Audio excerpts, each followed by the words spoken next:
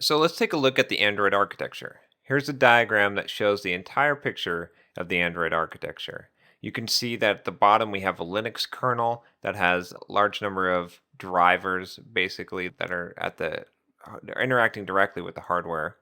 Then above that we have some libraries. These are mainly written in C and C++. We have the Android runtime that has its own virtual machine, and above that the application framework where a lot of the Java system type of things that the application interact with live. That you're mainly be programming against the application framework, and then applications, the basic applications that come with the phone, and your applications would go here also.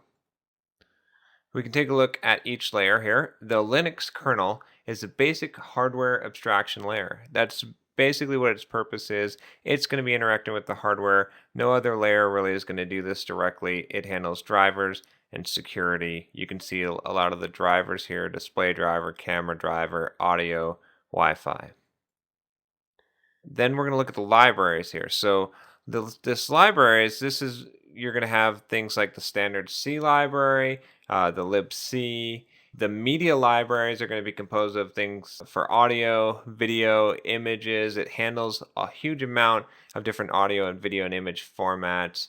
The Surface Manager, which is basically going to give you access to the display. It integrates the 2D and 3D layers together. You can have both on a screen in an Android application. Then the LibWeb Core, which is basically a WebKit browser engine, the same that Safari is based off of. And then we have SGL, which is our 2D graphics library. We have some 3D libraries, the OpenGL ES, which will allow us to build full 3D applications and games. And then for our font rendering, they have FreeType, which is a freely distributable fonts, so you don't have to worry about copyright issues there. And then SQLite is the underlying relational database that is used by Android. Now, the Android runtime is very different than what you might think. The libraries that make up most of the standard Java libraries are included in the Android runtime, but they're not exactly the same ones, and they're not all there.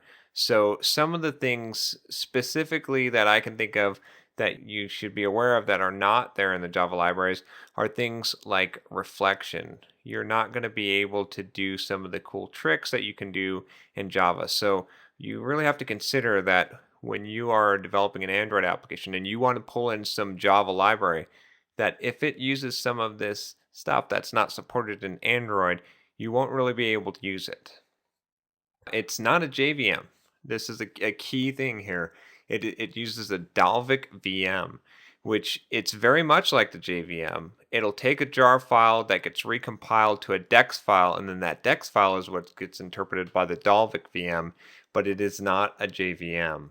This can be a little bit confusing at first, but the basic thing to understand here is that it looks like the JVM, it feels like the JVM, but there are some differences, so you do need to be aware.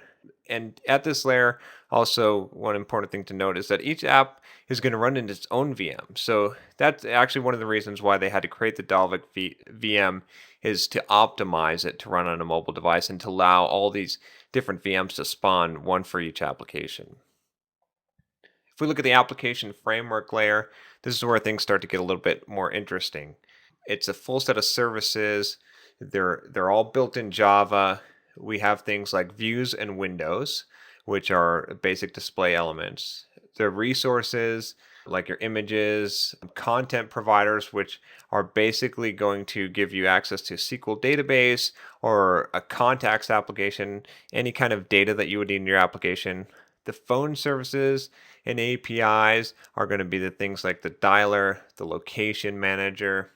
A full notification system is built in at this layer that you can access. This lifecycle management, we're going to talk a little bit more about this, but at this layer is where it's going on here, and where the operating system is deciding which applications to run and kill at different times.